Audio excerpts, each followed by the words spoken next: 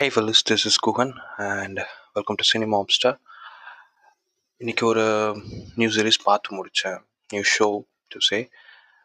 The name is Ed Gein, The Monster, which was released in Netflix last month. ரொம்ப க்யூரியஸாக இருந்தேன் பார்க்கணுன்னு சொல்லி. So out of curiosity பார்த்துட்டேன். But பார்த்து முடிக்கிறதுக்குள்ளே இட் வாஸ் லைக் ஹெல். எப்படி முடிச்சேன்னே எனக்கு தெரியல. ரொம்ப ஒரு மூவ் பண்ணிடுச்சுன்னு. So Ed Gein is a serial killer who lived in 1940s. ஒரு சின்ன ஃபார்ம் ஹவுஸில் தான் வளர்றான். அவனை ஊருக்கு வெளியே ரொம்ப தள்ளி தான் அவங்க இருக்கிறாங்க ஆல்ரெடி. அவங்க அம்மா கூட தான் வளர்றான். அவனுக்கு அப்பா இருந்தார், பட் ஹி வாஸ் அப்யூசிவ். ஒரு டைமில் அப்பா விட்டுட்டு போயிடுறாரு. அம்மா கூட தான் வளர்றான். அம்மா வந்துட்டு ரொம்ப ரொம்ப ரூடானவங்க, ரொம்ப ஒரு ஸ்ட்ரிக்டானவங்க. She was religious. அவன் பண்ணுற எல்லாமே பாவம், சின் அப்படின்னு சொல்லி ஸ்ட்ரிக்டாக வளர்க்குறாங்க.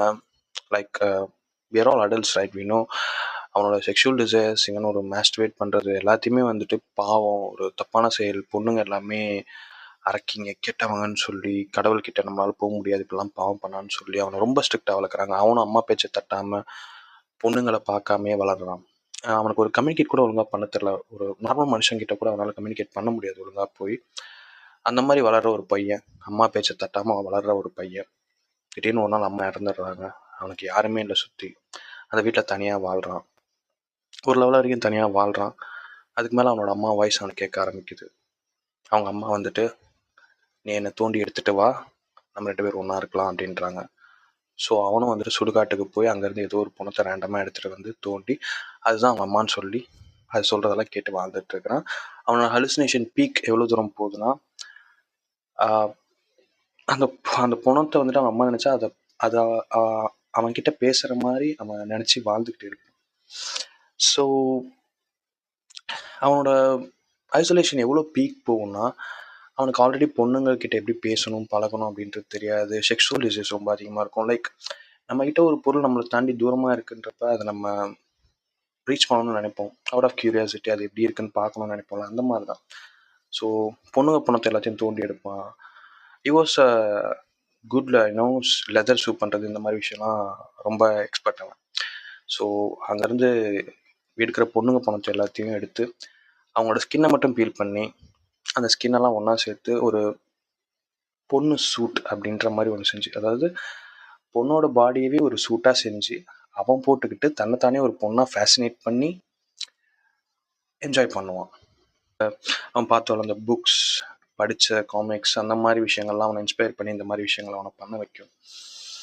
அண்ட் இன்னொரு பக்கம் பேரலாக வந்துட்டு how Ed Gein story revolutionised cinema அந்த டைமில் ஹாலிவுட் அப்படின்றது வந்துட்டு ஒரு பக்கம் போயிட்டுருக்கோம். ஆல்ஃப்ரெட் ஹிச்காக் வந்துட்டு சைக்கோ எடுத்திருப்பார் எட் கெயினோட ஸ்டோரியை வச்சு. அதுவும் அதே தான், சிம்பிள் பேசிக் ஸ்டோரி தான். ஒரு ஹோட்டல் ரன் பண்ணுற ஒரு ஆள் இருப்பார், நார்மன் பேட்ஸ்னு. ஒரு ஹோட்டல் ரன் பண்ணுவார். அந்த ஹோட்டல் வரவங்களாம் மர்மமான முறையில் ஒரு பொம்பளையால் கொல்லப்படுவாங்க. அந்த பொம்பளை யாருன்னு பார்த்தா நார்மன் பேட்ஸோட அம்மா. ஸோ அப்படி தான் எல்லாம் நினச்சிட்டு இருப்பாங்க. பார்த்தா நார்மன் பேட்ஸ் தான் அவங்க அம்மா மாதிரி வேஷம் போட்டு வந்து எல்லாரையும் கொண்டுட்டு இருப்பார். ஸோ என்னன்னு பார்த்தா நார்மன் பேட்ஸுக்கு ஸ்பிளிட் பர்சனாலிட்டி இருக்கும். ஸோ அந்த ஹோட்டலுக்கு வரவங்களெல்லாம் அவங்க அம்மாவா ஸ்பிளிட் பர்சனாலிட்டியாக வெளியே வந்து அவர் எல்லாரையும் கொன்றுவார். பட் அவருக்கு அது தெரியாது. அவர் அதை அவங்களெல்லாம் கொல்லலை. அது ஒரு ட்விஸ்டடாக எப்படி முடிச்சிருப்பாருன்னா, Hitchcock is a criminal, he kill people. So he's a clever guy, he know house to hide them. So அவன் மென்டல் அப்படின்ற ஒரு விஷயத்த வச்சு அவன் மறைச்சி அவன் குற்றவாளின்றதை மறைக்கிறான் அப்படின்ற மாதிரி வச்சு முடிச்சிருப்பாரு. அந்த விஷயம் இதுலேயும் அதில் பேசிக்காக தான் காமிச்சிருப்பாங்க. It was like a killer story. But இதில் ஒரு எட் கெயினோட மென்டல் ஹெல்த் எப்படி இருக்குது அப்படின்றத வந்துட்டு இந்த சீரீஸில் ரொம்ப டெப்த்தாகவே காமிச்சிருப்பாங்க. நமக்கே பாவமாக இருக்கும். இந்த மாதிரி ஒரு ஆளை வந்துட்டு யாருமே நோட்டீஸ் பண்ணலை. இவன் அவங்க ஊரில் இருக்க யாராவது ஒருத்தர் நோட்டீஸ் பண்ணியிருந்திருக்கலாம், பார்த்து பேசியிருக்கலாம். அவருக்கு ஒரு ஒரு கேர், ஒரு லவ், அவங்க அம்மாவோட லவ் இல்லாதனால தான் அவர் அப்படி ஆகிட்டார். So that's all it needs. அந்த ஒரு விஷயம் இருந்தால் மேபி எட் கெயின்ன்ற ஒரு ஆள் எல்லாமே போயிருந்திருக்கலாம். அண்ட் அதுக்கப்புறம் போலீஸ்கிட்ட எட் கெயின் மாட்டிப்பார்.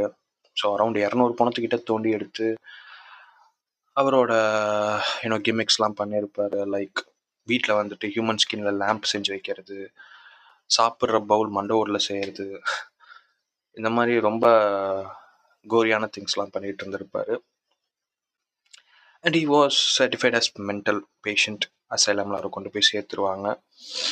அங்கே அவருக்கு நடக்கிற விஷயங்கள் அவர் இன்னும் எவ்வளோ பாதிக்குது அந்த மாதிரி நிறைய காமிச்சிருப்பாங்க. ஈவன் ஒரு டைம் மேலே எட்கெயின் வந்துட்டு தனக்கு ஸ்கிசோஃப்ரெனியா இருக்குன்றதை புரிஞ்சுக்கிட்டு மாற ட்ரை பண்ணுவார்.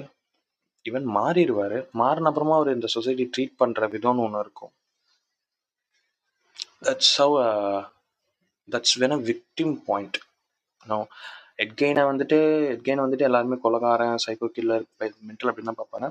பட் அந்த சீனில் வந்துட்டு அவர் விக்டிம் பாயிண்ட்லேருந்து நம்ம அவரை பார்க்க முடியும். ரொம்ப பாவமாக இருக்கும். Seriously is a mental patient. அவரை நான் சப்போர்ட்லாம் பண்ணல, அதுக்குன்னு அவர் செஞ்சது தப்பு தான். பட் நம்மளும் நம்மளோட ரெகுலர் லைஃப்பில் பார்ப்போம். நிறைய பேர் ஒரு அப்யூசிவ் சைல்டுஹுட் தான் நம்மளும் எல்லாருமே வளர்ந்துருப்போம்.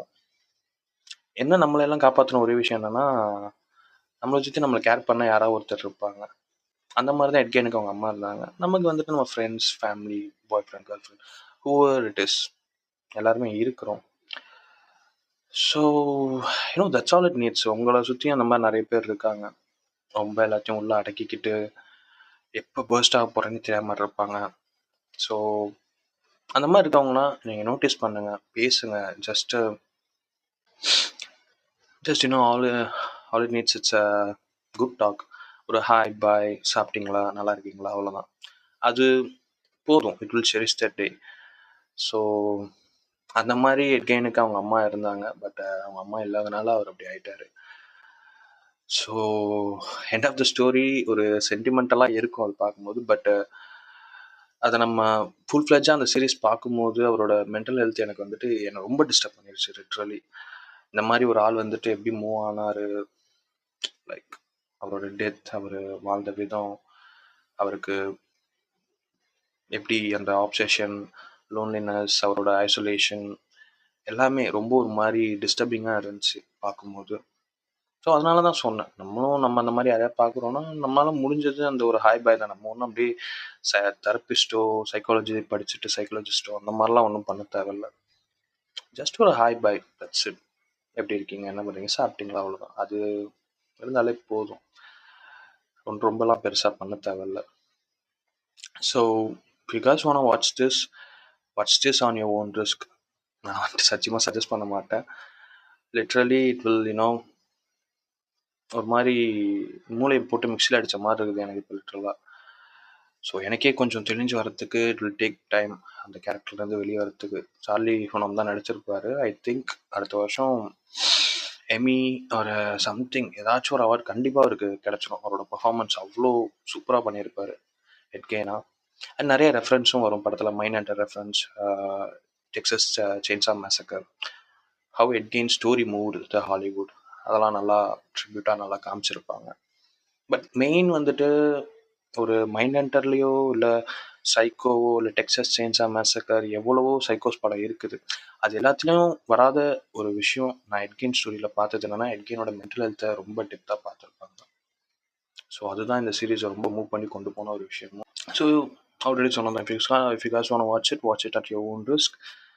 நான் கண்டிப்பாக சஜஸ்ட் பண்ண மாட்டேன். I don't wanna ruin your mental health.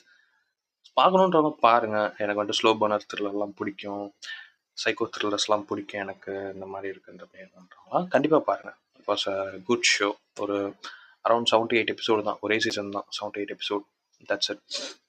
இல்லை நான் ரொம்ப சென்சிட்டிவ், எனக்கு இதெல்லாம் வேலைக்கு ஆகுதுன்றவங்க கண்டிப்பாக அவாய்ட் பண்ணிவிடுங்க. வீட்டில் மெயினாக உட்காந்து பார்க்காதீங்க, ஃபேமிலியோடலாம் பார்க்காதீங்க. முடிஞ்சளவு தனியாக பாருங்கள், நல்லாயிருக்கும். And coming to the videos, 2 weeks videos இல்லை. Yes, I was not well. எதுவுமே பண்ண முடியல. இந்த சீரீஸ் பார்த்து முடிக்கவே ஒரு 4 நாள் ஆயிடுச்சு. இருக்குது நிறைய படங்கள் பார்த்தது இருக்குது. But I don't want waste சும்மா வந்துட்டு கண்டென்ட்டுக்காக எல்லாத்தையும் போட்டு வேஸ்ட் பண்ண முடியாது. யாரும் பார்க்குறீங்களா இல்லையான்றது தெரியல. எனக்கு தான் ஒருத்தர் பார்த்தா கூட அந்த படத்தை போதும். நான் சொல்கிற ஏதோ ஒரு படத்தை யாராவது ஒருத்தர் எங்கேயோ ஒரு மூலையில் பார்த்து இன்ஃப்ளூயன்ஸ் ஆனாங்கன்னா that's good for me. That's all I needed. So அடுத்த வீடியோவில் பார்க்கலாம். Like, comment and subscribe. Bye.